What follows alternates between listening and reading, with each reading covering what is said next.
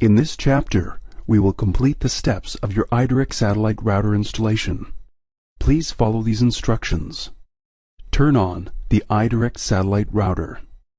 The power LED will turn green. Connect an Ethernet cable from the LAN port to the computer.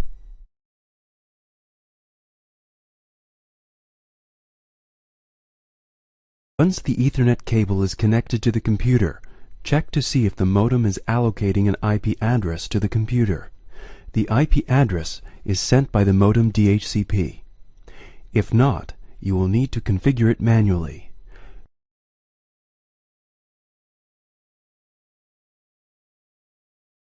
Do this by navigating to Control Panel, Network and Internet, Network Connections.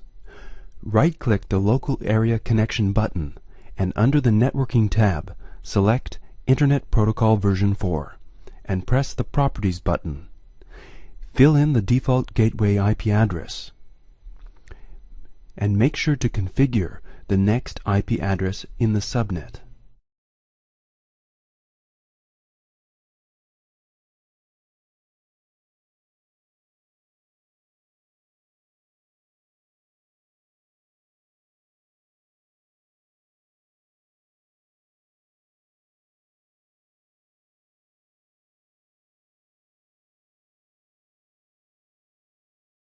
Next, we will need to configure the satellite router by using the browser.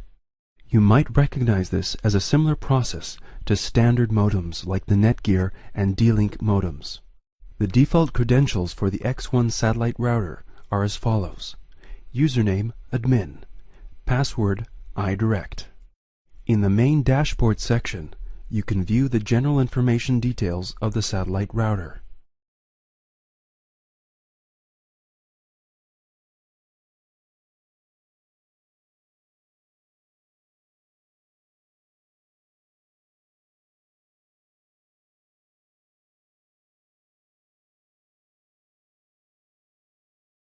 In the Status section, you can view the satellite router status.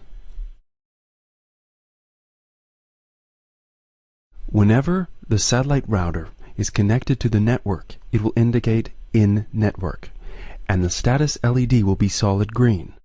Important details shown include the MAC address, software version, and the downlink center frequency. In the Ethernet status section, you can view the connection, transmitter, and receiver details. Additionally, you will find the current IP configuration. You can also check the input-output packets for errors and/or traffic changes.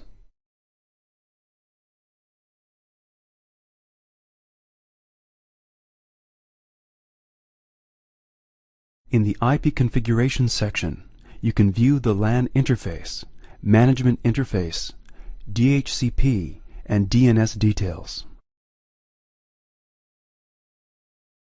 Additionally, you will be able to observe the IP configuration, IP and subnet mask, as well as the management IP. The DHCP and DNS's configuration are also shown. Note that you will only be able to change the configuration after the options file has been loaded. This will be done later on in this procedure.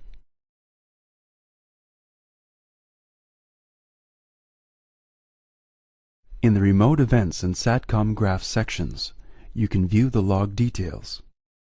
The Remote Events section shows the complete details, including downtimes and uptimes, the RX SNR of the modem, TX power, TX frequency offset, and clock adjustment.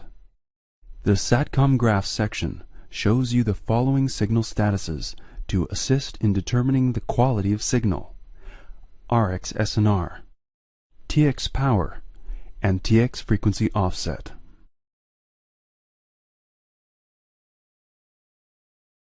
The commissioning section includes efficient tools for the alignment of the antenna, such as the angle calculator.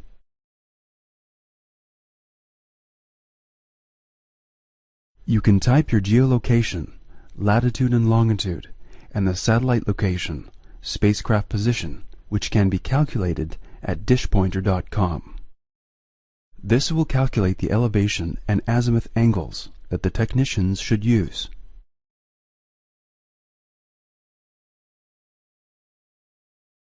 The antenna pointing section is similar to the pointing tool in the iSight application used for the X3, 3100 and 5100 modems.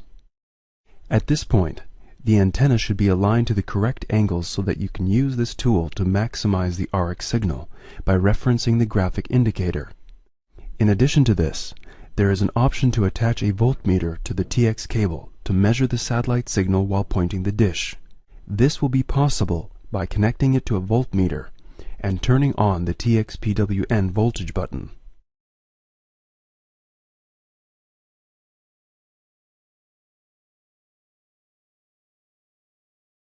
Under the cross-polarization section, we will be able to bring up a carrier wave signal in order to do the peak and pull procedure with the SkyVision team and the satellite company. You will need to insert the uplink frequency as well as the local oscillator frequency. When everything is filled in, select the Start button to start the transmission of the carrier wave signal.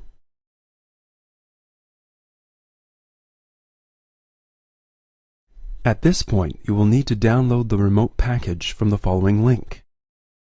Make sure to capitalize the D in iDirect. Download the version as stated in the email sent to you by your SkyVision TAC coordinator.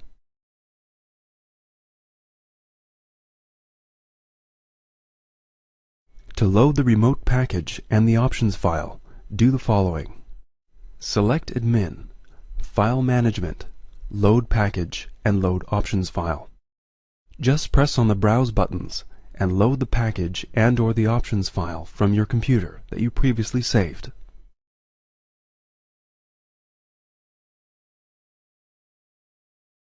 In the console interface section, you will notice that the syntax is a bit different for the X1 than the X3 and 3100 and 5100 satellite routers, but all the functionality is the same.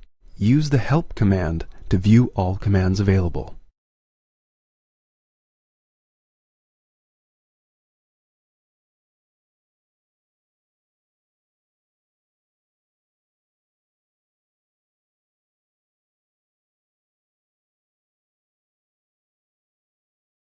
Once all the approvals for the new link are received, a SkyVision TAC coordinator will send the first suggested time slot for the activation of the SkyVision service. When activation has been completed in the suggested time slot, please send confirmation of the schedule to the TAC coordinator with the name and contact information of the technician. If the activation must be completed at a later or earlier stage than the suggested scheduled time, please contact the TAC coordinator with a convenient time for the activation schedule. You will receive either a confirmation email or an alternative time slot email from SkyVision.